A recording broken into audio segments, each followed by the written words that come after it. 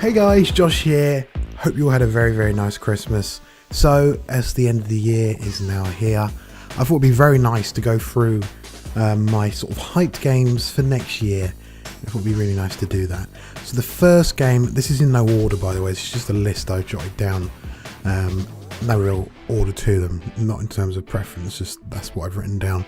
So the first one is Mass Effect Andromeda, of course. That's the first one which springs to mind.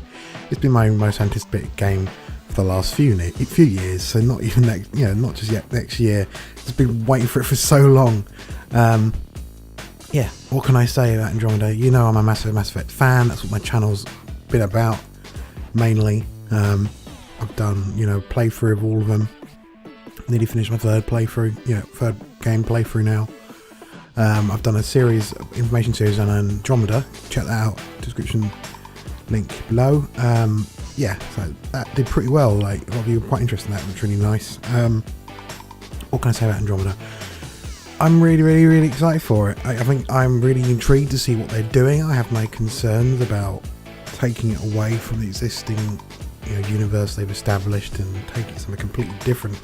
At the same time, I'm just really interested to see what they are going to do with this kind of fresh start. It's kind of like a reboot in a way, but not a reboot. It's continuation / reboot, soft reboot kind of, but completely new story. It's really interesting to see what they are going to do with it. Gameplay wise, I've gone through so much in depth about it, like just the improvements to just the gameplay. The jetpack and the movement and all of that, and just the way they're doing story and the seamlessness of it all, and just, yeah, I'm so hyped for this game. Yeah, I just cannot wait. And they still haven't quite given us a release date, but I think it's probably going to be sometime probably around March is my estimate. So yeah, really looking forward to that.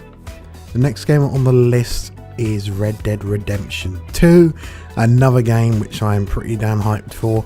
Absolutely loved Red Dead Redemption. I'm a little bit kind of annoyed with the name, personally. I think Red Dead Redemption 2 seems like a little bit of a stupid name. I guess they kind of want to keep that branding they've got to appeal to the more wider range of fans. If they called it Red Dead something else, there might have been, I don't know. They do all these tests, internal tests on titles and stuff. Because you had Red Dead Revolver was the first one, and then the second one was Red Dead Redemption. So it made sense that the next one would be Red Dead something else. Rebellion, Revenge, Revolution. That's what people were expecting. But this Red Dead Redemption 2 is a little bit of a cop out on the name. But put that aside, really interested to see what they're going to do with it. They haven't really shown much yet. It's Rockstar doing what they do best in the Wild West. It'd be really nice to see that on current gen consoles, and really see what they're going to do with that. And obviously with the multiplayer side of things, really cool, that one. I remember Red Dead Redemption was the first one to have that really cool multiplayer in a Rockstar game, because GTA 4 had multiplayer, but it was kind of shitty and just kind of there. Whereas Red Dead Redemption had fucking amazing multiplayer. They built on that with GTA 5, of course, with GTA Online, which is the whole thing they've really pushed a lot into. So I'm really looking forward to what they're going to see with Red Dead Redemption 2. It'd be cool to kind of maybe have your own gang hideouts, kind of that kind of thing. Yeah, it's going to be really cool to do. And also just the main point of it is it's just a really good open world, solid game. I'm expecting the story to be really good, because the first one's story was amazing. And also there's hints that they may be doing a free player thing again, like GTA 5. Switching between characters. That worked really well in GTA, so I'm really interested to see what they're going to do with that in this as well. So really looking forward to that one. The next one is The Last of Us Part 2.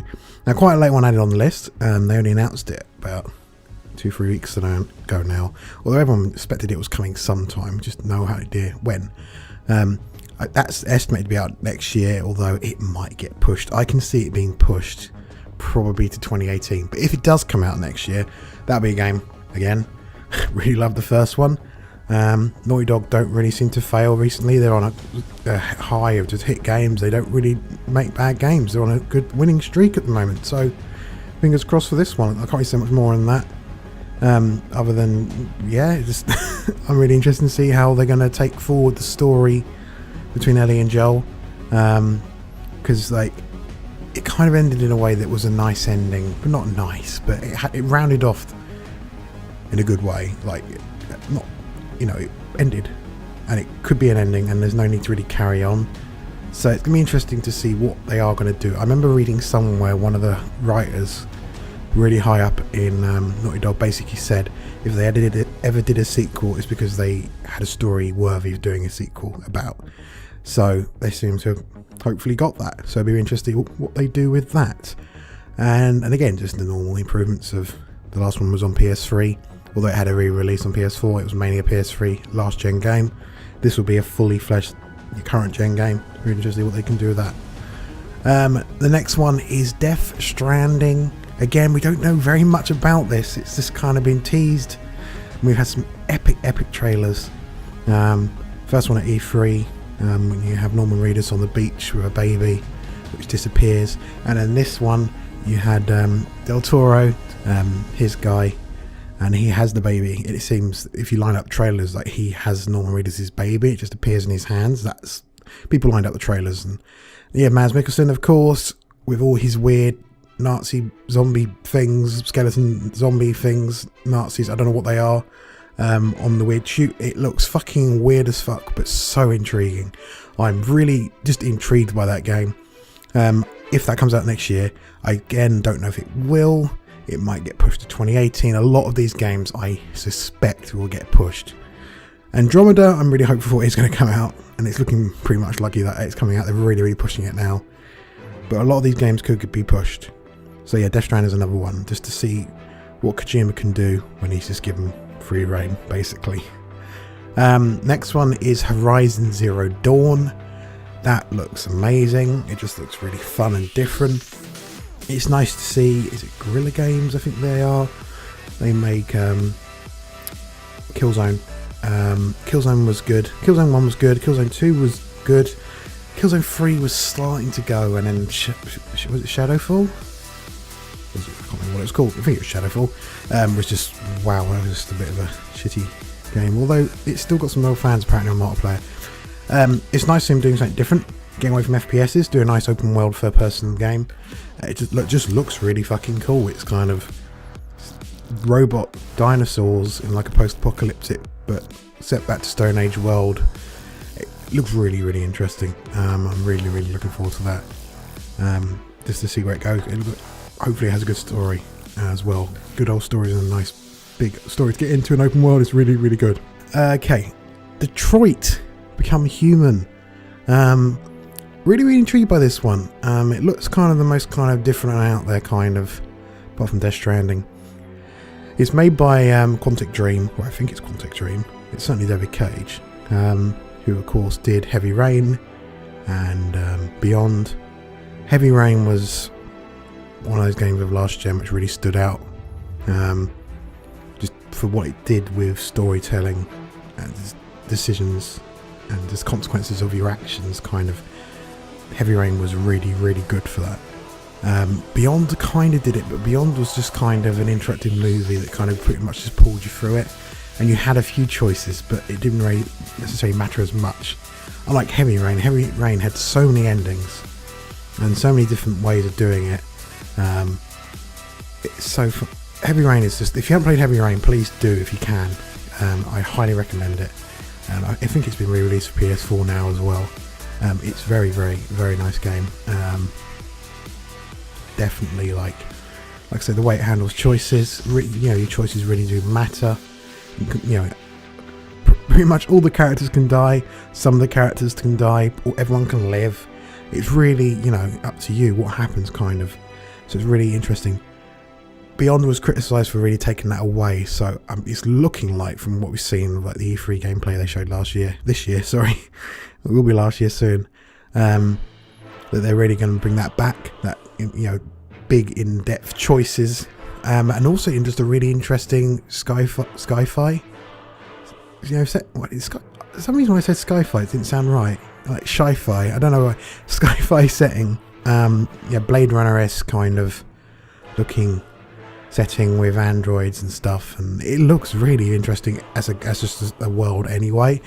On top of that, this area of choice, layer of choice and everything, for Quantic Dream, what they do, and also they are bloody good looking games as well. Heavy Rain set the standard for graphics, I remember. It looked amazing, faces and that, it looked amazing. So I'm expecting that with this. I think Quantic Dream have done a lot of tech demos for just facial expressions and that kind of thing. And I imagine they're doing a lot of stuff with motion capture just to make a really, really nice experience. I mean, really interesting to see what they do with it. Again, all of those things is just to be interesting to see where they can now go. A lot of these are kind of games that had last gen counterparts that are now coming over to this gen to see what they can do.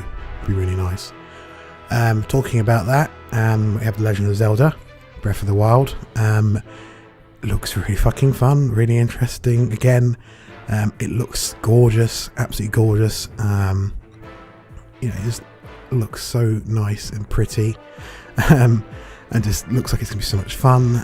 Has some really nice technology in there, fire spread and stuff like that, which has shown gameplay of, and wind blowing fire about, and yeah, it just looks really interesting. I don't have a Wii U, and I don't know if I'm going to get a Nintendo Switch, so I don't know if and when I'll get to play this. I'd like to play this at some point. I have friends who have Wii U's and probably going to get a Switch, so hopefully we'll get to play this game at some point. It looks really interesting, and I'm really, really interested in playing it. So that's that one. And finally, we have Prey. I don't know anything about until recently. I think it was E3, they showed a little trailer for it. Prey looks really interesting. It's kind of like Bioshock in space, but Bioshock was like a sort of successor to System Shock, which was in space. Prey just looks like System Shock, kind of, but like a better version of it, maybe. I don't know. I've just seen some gameplay. It looks really fucking cool. It's just one of those games that kind of has just intrigued me to keep an eye on. Don't know much about, and it's always nice to have those games on your list which you look interested in, but you don't know much about.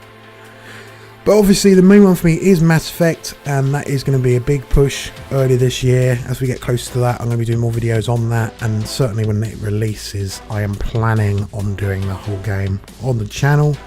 I don't normally do that for big new games, certainly not RPGs. I have a thing of really wanting to get into an RPG, but because I really want to share this game, because it is my favourite series, Mass Effect is, I really want to share it with you guys. It is what my channel's about, so it would just be, wouldn't seem fair not to put it out there. So I do plan on trying to get the whole game on as I go. Because of that, it might be spread out every couple of days as I get chunks of recordings edited, but hopefully the whole game should be going up on the channel, and I probably will live stream as well. Talking about that, this is the sort of final send-off this year. I am planning on live streaming more in 2017.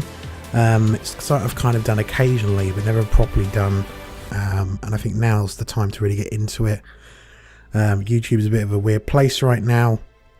Things are looking a bit kind of confusing with the way views are being worked out, and all the weird glitches with subs and views not being counted and that kind of thing, people being unsubbed. YouTube's a bit of a kind of on the edge kind of platform right now. I'm hoping it doesn't crumble away, because YouTube is lovely. I love YouTube. I love watching some of my favourite YouTubers. To see them fall away would not be very nice. Having said that, a lot of people are starting to do this move to Twitch, I think, a lot more, because it is kind of there. Because if things do go wrong, I do not plan on just disappearing. I really would then shift everything over to Twitch, and Twitch would be my main thing. But I love YouTube. I love the sort of professionalism of YouTube, and the way I can edit videos and make them up to the best quality. And I can do really nice art for them and that kind of thing, and thumbnails and that real sense of kind of they're there forever kind of, and that's a product I put out for you people, which is what I really love about YouTube. Twitch is a lot more relaxed, and that's why I kind of really want to do that as well, certainly.